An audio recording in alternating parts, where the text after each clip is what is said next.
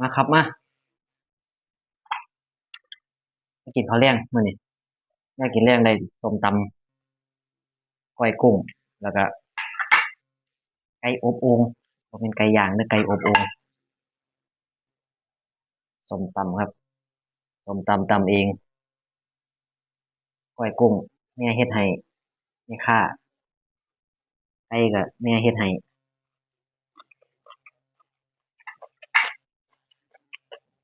อืม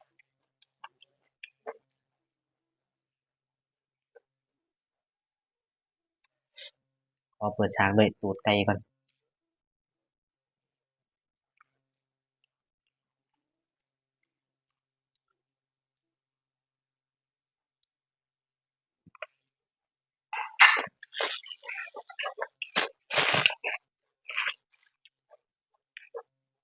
แม่กินแรงมื้อนี้ส้มตำแซ่บเลย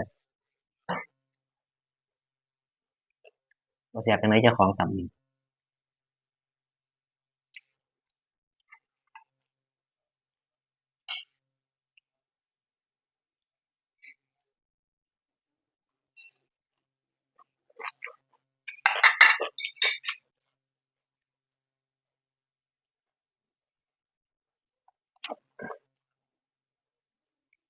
ซีน้ำ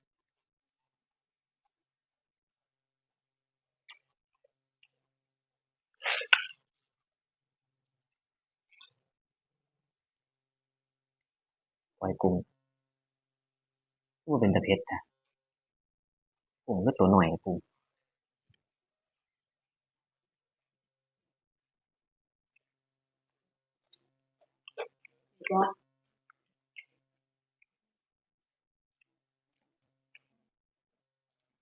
ไปฮอดตลาดแม่ค้าก็เก็บของหมดอะได้บักหุ่งมาตำไก่เหลืออยู่โตครึ่ง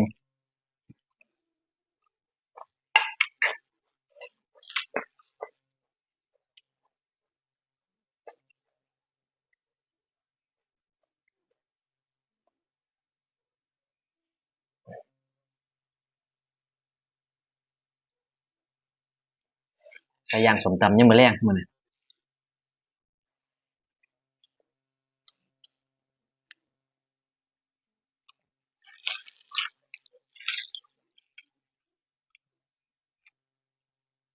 บ่มีปูดองใส่ปูดองหมด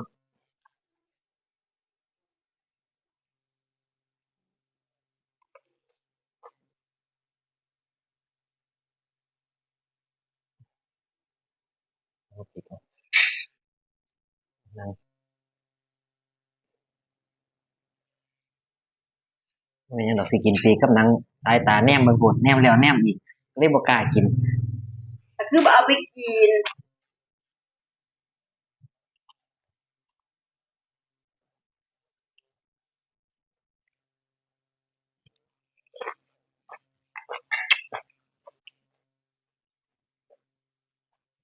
มาเด้อกินข้าวแรงเด้อ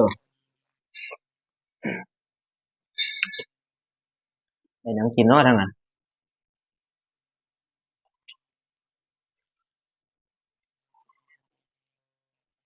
มื้อนี้อยู่ระยองหนาวเมื่อวานบัดร้อนมื้อนี้หนาวแปลกอีหลีประเทศไทย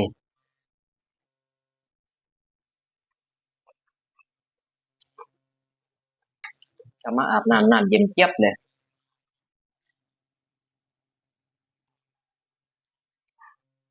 เอาส่ำนี้ก่อนเนาะครับเนาะเดี๋ยวจังพ้อกันคลิปหน้าเด้อสวัสดีครับ